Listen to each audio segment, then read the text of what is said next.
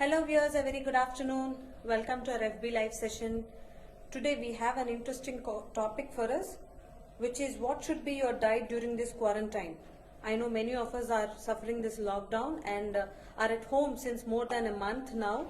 So dear viewers, if at all you have any doubts related to the diet that you need to be following during this quarantine, just leave them in the comment section. We will be taking them during the live session. And today we have with us Miss Harita Sham, who is a chief dietitian at Apollo Hospitals, Jubilee Hills, Hyderabad. She is here to clarify all our doubts and clear all our worries regarding the diet, the nutrition, which we need to be taking, not only we, children at home, the elders at home, or anybody who is having diabetes or any heart problems related to transplant maybe, or cancer patients. So all your doubts will be addressed today during this FB live session. Welcome ma'am, welcome to our FB live session. And so let's start our session ma'am. So as our topic is what should be our diet during this quarantine. So as many people are suffering now due to this lockdown, even the stress and anxiety. Yeah. So let's address all these problems and doubts today. Please take off now. Yeah, good afternoon everyone. I think this is one topic where all of us can relate to, understand, and in a certain quarters do also know what to do. But then there'll still be certain queries that you want to clarify. Those small doubts which crop up and constantly bug you whether you're doing the right thing for your family or not. So let's try and understand what your diet should be during this period of quarantine. What are the checkpoints that we need to have, and what are the broad understanding that we need to keep in mind so that we are on the right track. Now there are two major important components of diet during this period. One is we wanted to be preventive, we wanted to strengthen our immunity. At the same time we want to make sure that it is not really breaking us down in other quarters, whether it be diabetes, whether it is be a heart issue, a hypertension, so on and so forth. So let us look at the most important question, that is how do I really build my immunity. We all know that we've all gone through this period for a month or so now, and we know that it's going to take another 2 or 3 months before we completely come out of it. So during this period we want to make sure that we are best in our immunity and we are doing whatever is within our capacity to ensure that we are taking a right diet. So how do we really build our immunity? How do we really make sure that the right ingredients are there in our diet? Immunity is best built by foods that can fight infection, foods that can prevent infection.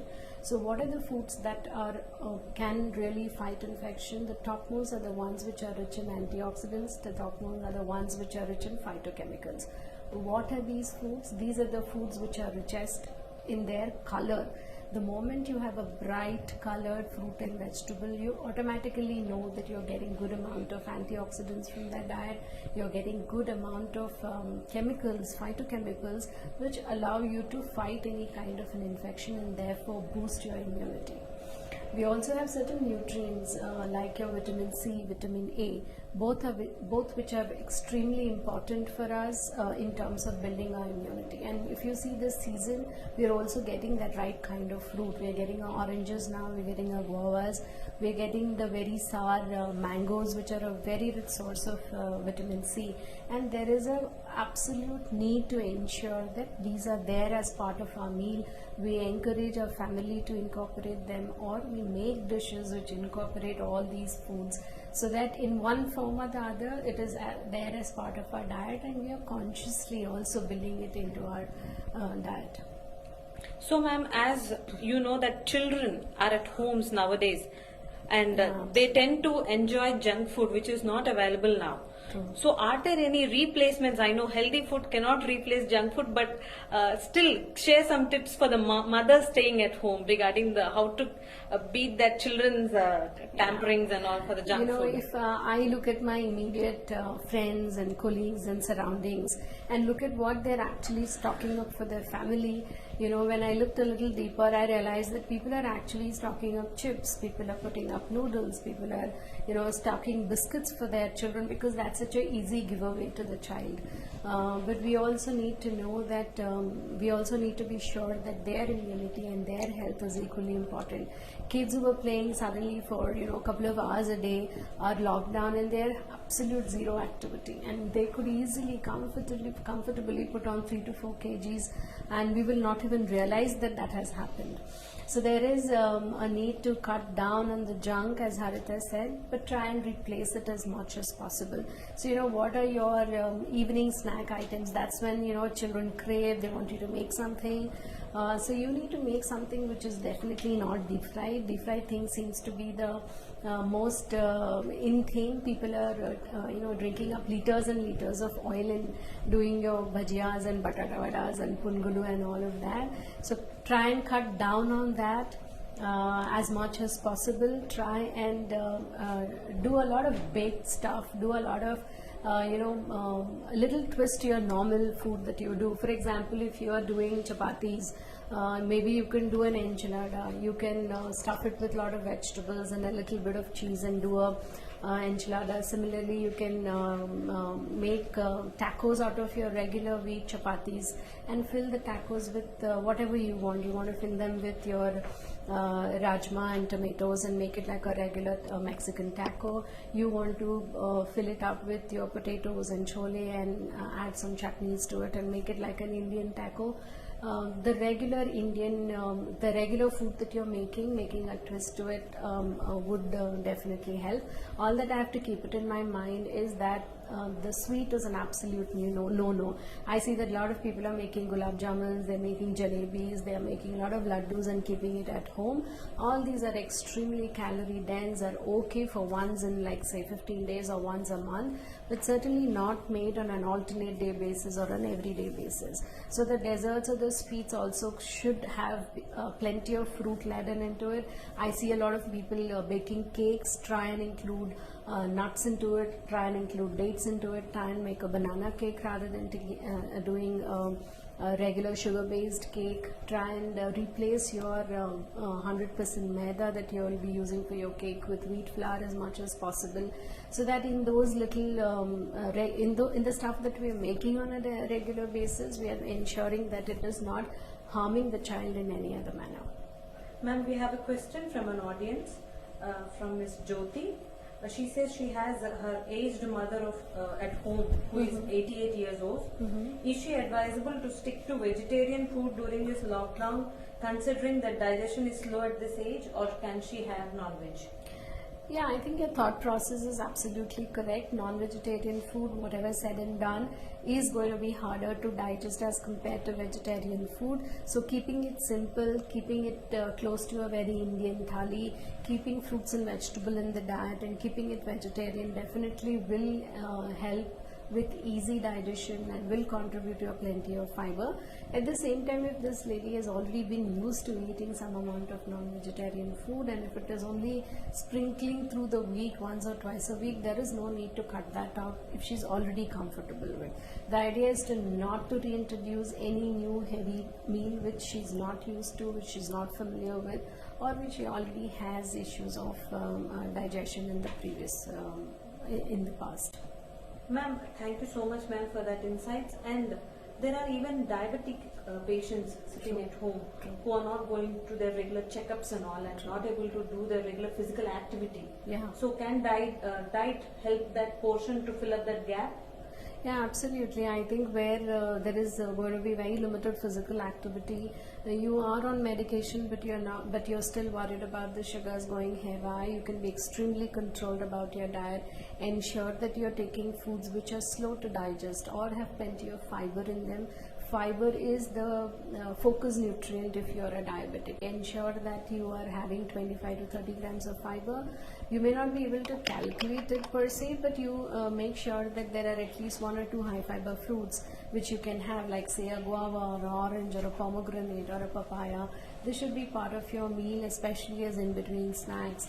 Even with your major meals, make sure some salad is there because they are loaded with fiber. They will not allow you to overeat. You automatically are controlling the satiety that you are having.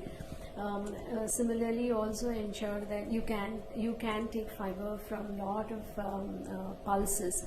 Pulses which have seed coat around it will have more fiber, especially soluble fiber, which is particularly helpful.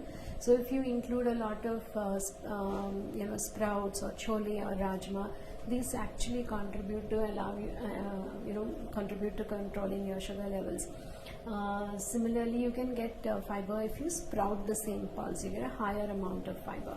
So a lot of green leafy vegetables, a lot of cooked vegetables in your diet will contribute for your fiber intake, and make sure that each meal that you're taking, breakfast, lunch and dinner, has sufficient quantity of it, and automatically it will ensure that your post-meal sugars are not too high. There is a slow, consistent, gradual release of sugar, and then the overall day sugar is also pretty much under control.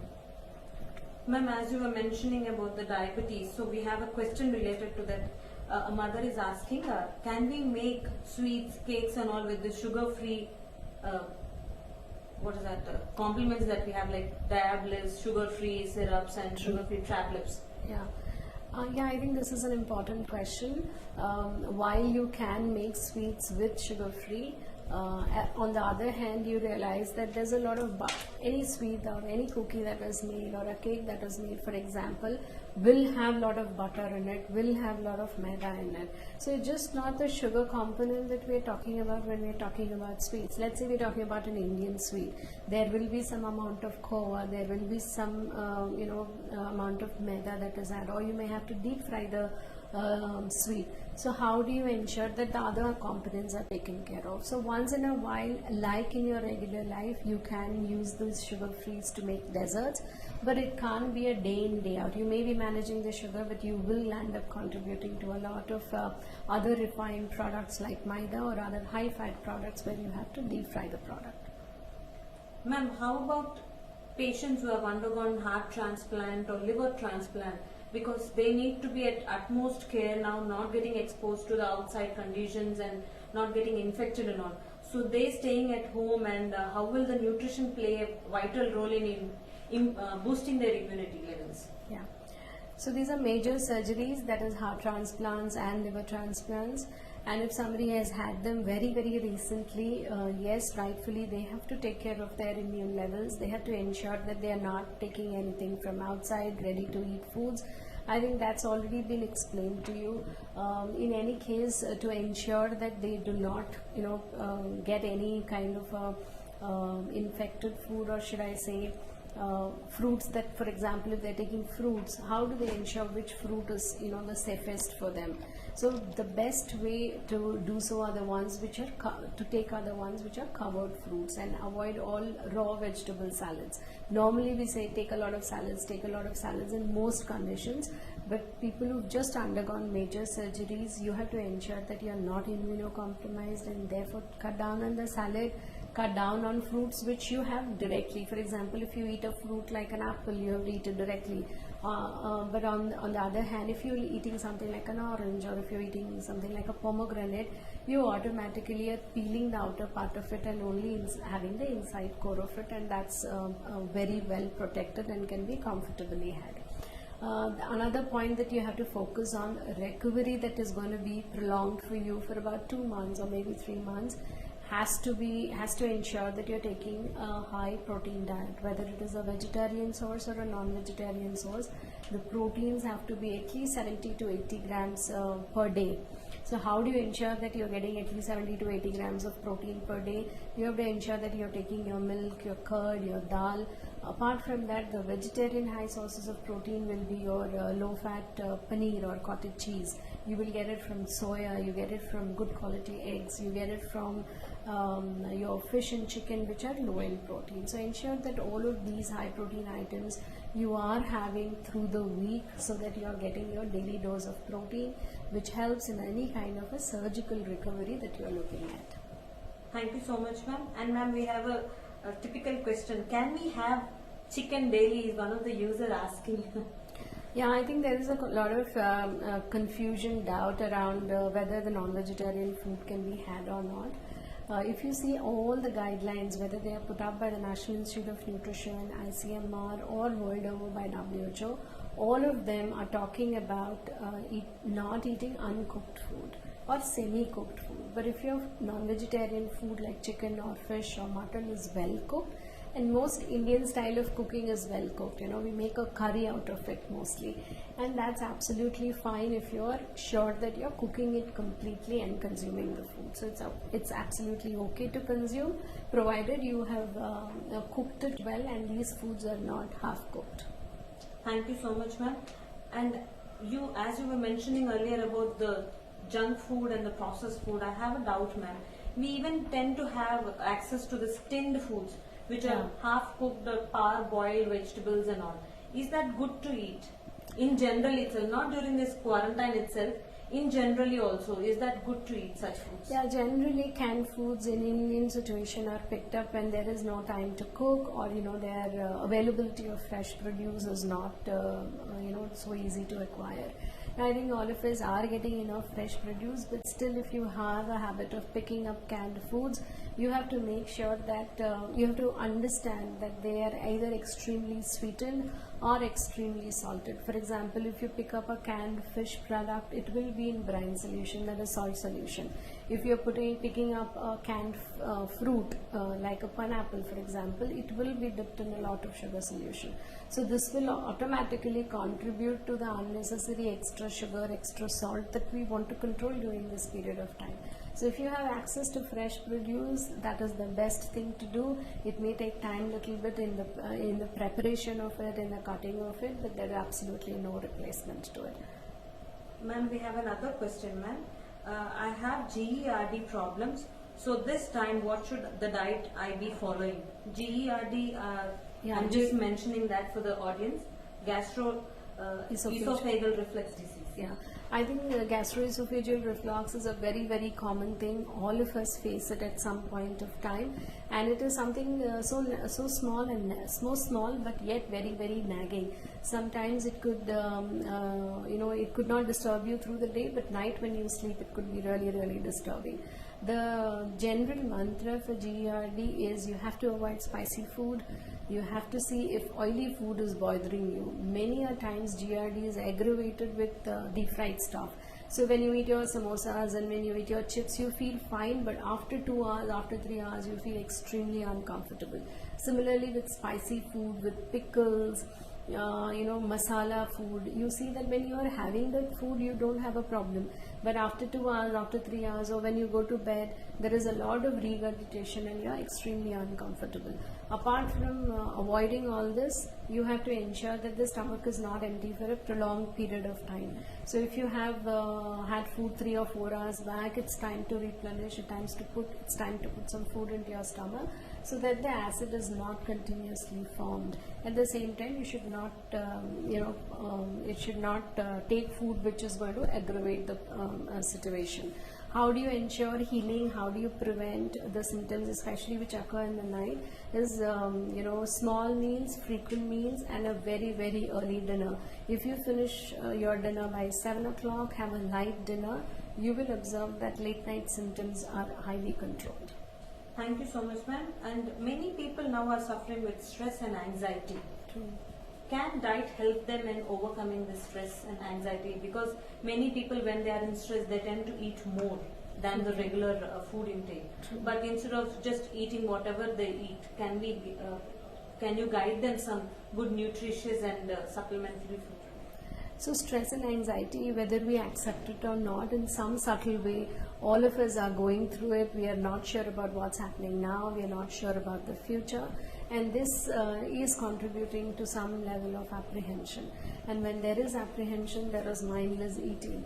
And then to cover that, to prevent this mindless eating, or even if we eat, we should be rest assured that that is not pushing us to a corner of guilt of having consumed that what I shouldn't have consumed. So the only way to tackle this is to not keep food which probably is only going to contribute to further guilt and further anxiousness. So if you're going, you look at your pantry, look at your refrigerator. Are you stocking up sweets? Are you stocking up chocolates? Are you having a lot of ice cream tubs in your refrigerator? What are the cookies that you're keeping in your pantry? All these need to be checklisted, cleared, and ensured, and you have to ensure that you are replacing them with healthy stuff. So, for example, if you are typically eating a bhujia or a mixture with your evening tea time snack, can you replace it with a light dry bhel kind of a thing, or some makhana, or dry roasted popcorn, rather than having anything deep fried? These are small things, tidbits, but these contribute heavily either to indigestion, either to the feeling of guilt and anxiousness later, and also to the overall ill health that we are going to face.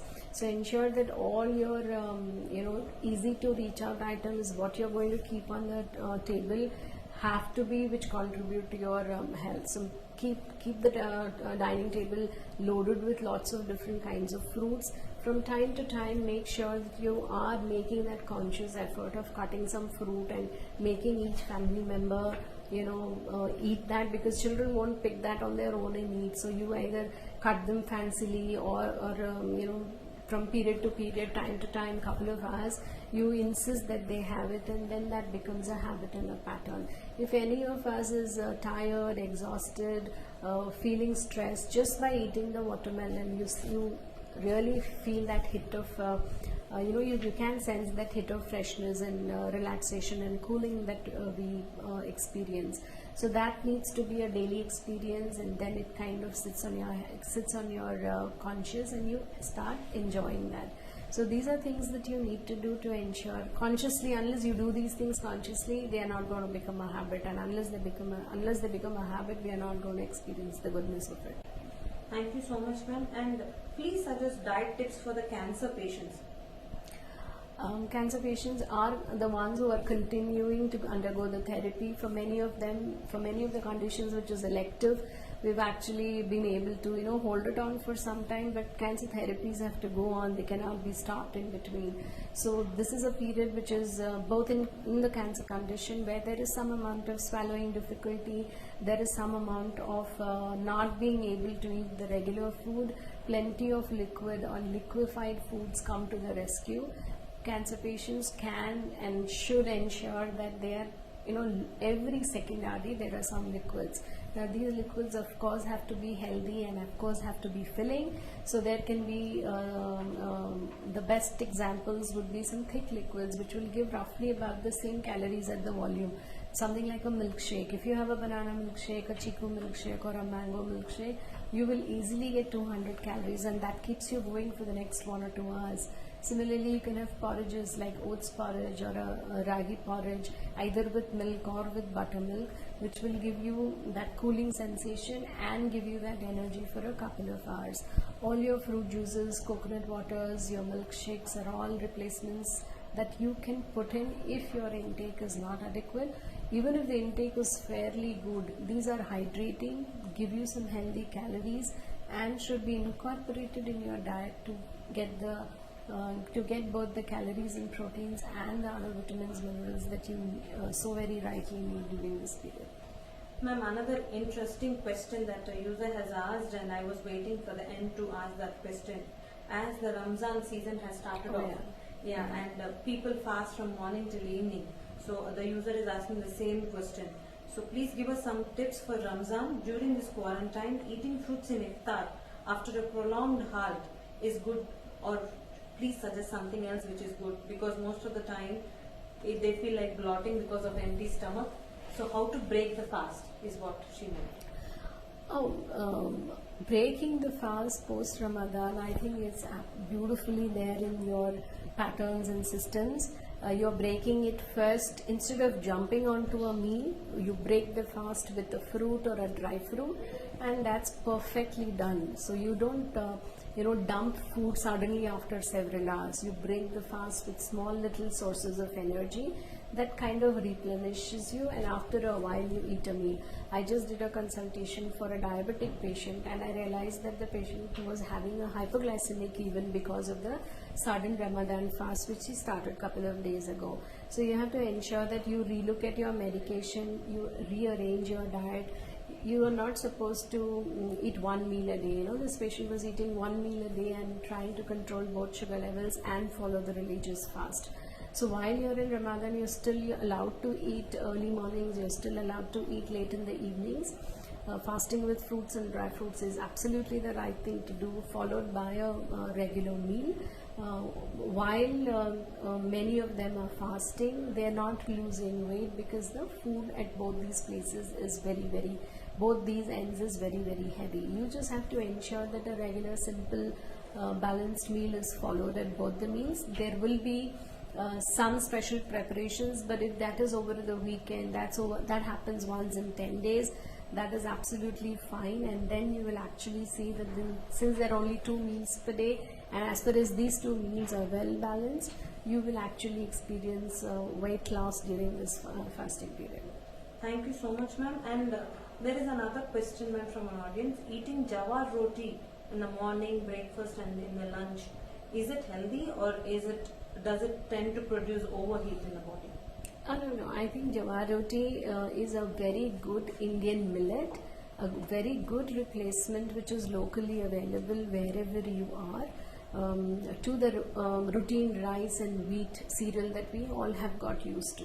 So if you have availability of jawar and that's your pattern to eat every day in the morning, which is, in many places like Maharashtra or in Telangana, you eat a lot of jawar, especially for the dinner and for the breakfast. So if that's the pattern, please go ahead. It does not cause heat. It is a slow digesting, higher fiber content containing cereal and very helpful. It prevents overeating, we reach early satiety, will control blood sugar levels very well, and you're strongly encouraged to do so.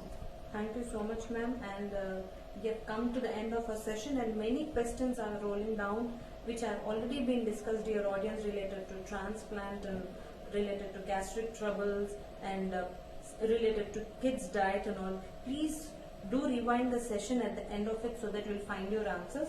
If not, still we will get back to you with the appropriate answers. Thank you so much, ma'am, for joining us and sharing a lot of information about diet to be followed during this quarantine time, and I hope many of the doubts of the users are also being answered and resolved also. Any final words, ma'am? Thank you for having me here, Anita, today. Definitely the final words are watch out and keep an eye on your salt, keep an eye on your sugar, keep an eye on your oil, and try and include a lot of color. Luckily we are all getting many fruits and vegetables which are seasonal. Yes, this is a mango season, you are allowed to eat. Try and eat a lot of green mango because that is a very good rich source of vitamin C. It's just going to be available for a short period and it's going to vanish. So put it in your chutneys, put it in your rasam, make some pulihora out of it, or you want to add it to your vegetables, whichever way. In these next couple of months, it's going to it's going to contribute to your health in a big way. Thank you so much, ma'am, and thank you to your audience. Stay tuned for more such informative and educative live sessions from our expert doctors. Thank you for tuning in to Apollo Hospitals.